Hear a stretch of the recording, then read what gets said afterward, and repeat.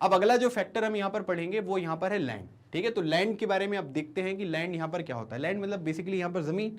जमीन में यहाँ पर क्या है कि कई जगह पर अगर आप देखोगे तो आपको वाटर भी देखने को मिलेगा, कई जगह पर वाटर देखने को नहीं मिलता है। अलग अलग तरीके से यहाँ पर अलग अलग फॉर्म्स में आपको लैंड यहाँ पर अवेलेबल देखने को मिल रहा है। सो अगर हम देखेंगे तो लैंड बेसिकली क्या है, एक तरीके का नेचुरल रिसोर्स है। मैंने आपको इससे पहले वाले चैप्टर में यहाँ पर पढ़ाया था, रिसोर्सेज के क्लासिफिकेशन मैंने आपको बताए थे, है ना। नेचुरल रिसोर्सेज वो सब चीज़ें होती हैं जो नेचर हमें यहाँ पर प्रोवाइड करती हैं। तो यहाँ पर क्या हुआ कि नेचुरल रिसोर्सेज देखने को मिल रहा है। So land is among the most important natural resource.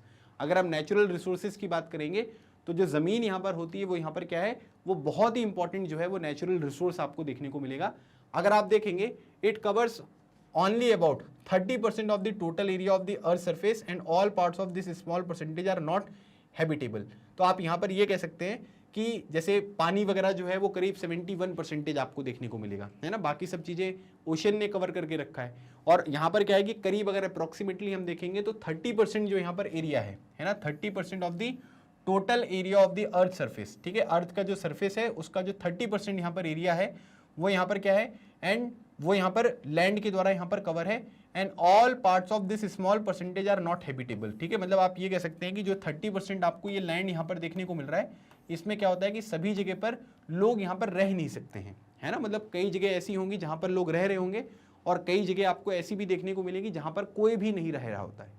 तो हर जगह पर जो है वो लोग नहीं रह सकते हैं। हैबिटेबल मतलब, हैबिटेबल का मतलब ये होगा कि रहने योग्य, है ना। लेकिन यहाँ पर लिखा हुआ है नॉट हैबिटेबल, मतलब वहाँ पर रहना उतना आसान जो है वो आपको देखने को नहीं मिलेगा। The uneven distribution of population in different parts of the world is mainly due to varied characteristics of land and climate, है ना। अब यहाँ पर क्या होता है कि कुछ जगह पर जो पॉपुलेशन होती है वो आपको ज़्यादा देखने को मिलेगी, कुछ जगह पर क्या होता है कि पॉपुलेशन जो है वो कम देखने को मिलेगी। इसका सिंपल से रीज़न यहाँ पर ये होता है कि हमारी जो लाइफस्टाइल है, हमारी जो लाइफ है, क्या वो उस पर्टिकुलर रीजन में पॉसिबल है, क्या उस पर्टिकुलर क्लाइमेट में वाटर की अवेलेबिलिटी, जितने भी अलग अलग तरीके के रिसोर्सेज हैं, क्या वो वहाँ पर सफिशिएंट अमाउंट में अवेलेबल है क्या। अगर वो अवेलेबल है तो कोई दिक्कत ही नहीं है, फिर तो लाइफ जो है वो बहुत आसानी से आगे बढ़ेगी और वहाँ पर आपको पॉपुलेशन भी ज़्यादा देखने को मिलेगी। लेकिन कई जगह पर अगर आप देखोगे तो वहाँ पर लैंड कैसा है ना, क्योंकि लैंड से ही सॉइल डिसाइड होगी, सॉइल से ही वहाँ पर ये डिसाइड होगा कि फ्लोरा फौना कैसा है और उसके बाद एग्रीकल्चर आपको यहाँ पर कितनी हेल्प करने वाली है।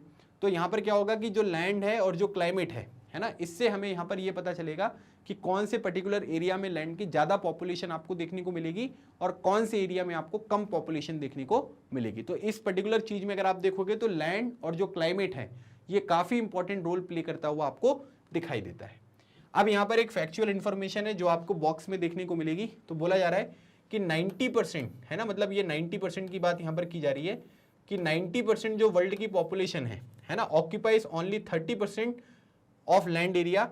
The remaining 70% of the land is either sparsely populated और अनइनहेबिटेड। ठीक है, तो आप ये देख सकते हैं कि मैंने आपको बताया कि टोटल अगर आप देखोगे तो 70% में तो वाटर है।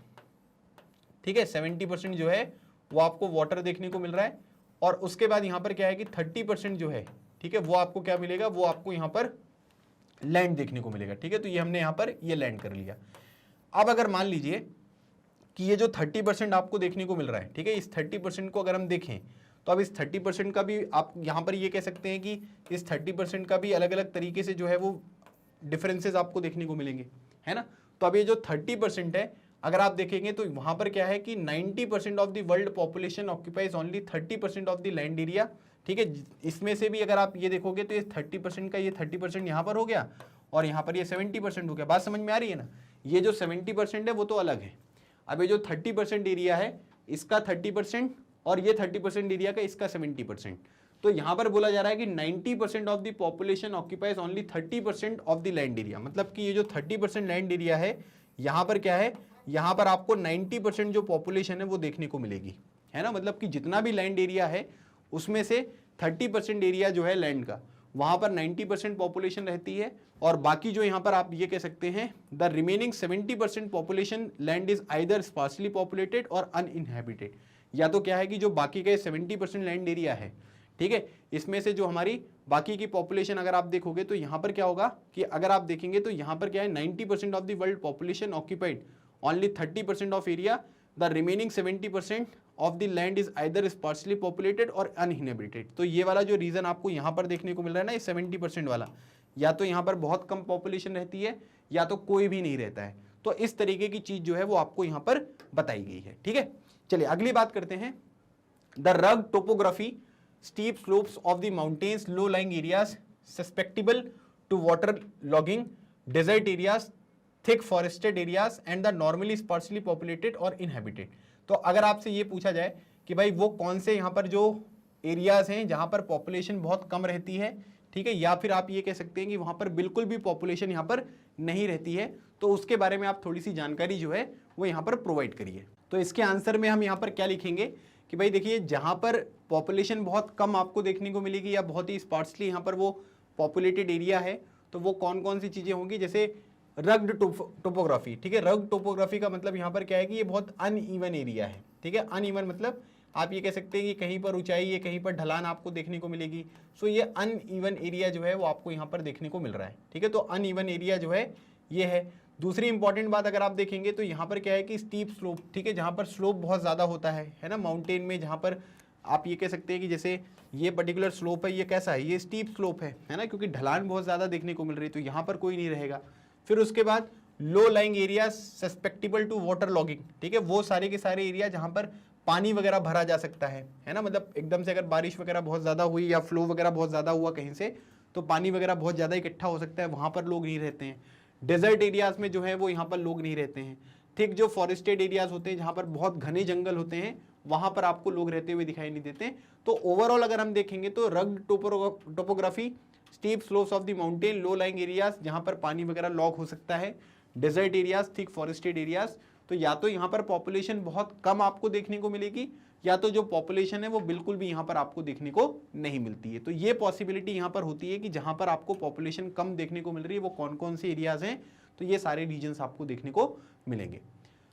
फिर उसके बाद जो प्लेन्स आपको देखने को मिलेंगे, मतलब जो मैदानी एरिया यहाँ पर है ना, फिर उसके बाद जो रिवर वैलीज वगैरह होती हैं, तो वहाँ पर क्या होता है कि वहाँ पर आपको सुटेबल लैंड देखने को मिलेगा एग्रीकल्चर के लिए। ठीक है, जैसे आप जहाँ रहते हो सकता है जहाँ मैं रहता हूँ वो बिल्कुल प्लेन एरिया है, वहाँ पर आपको जो प्लेन्स देखने को मिलेंगे, साथ ही साथ रिवर वैल्यूज भी आपको देखने को मिलेंगी, जिसकी वजह से आप ये कह सकते हैं कि यहाँ पर एग्रीकल्चर जो प्रैक्टिसेस हैं वो सही तरीके से हो पाएंगी।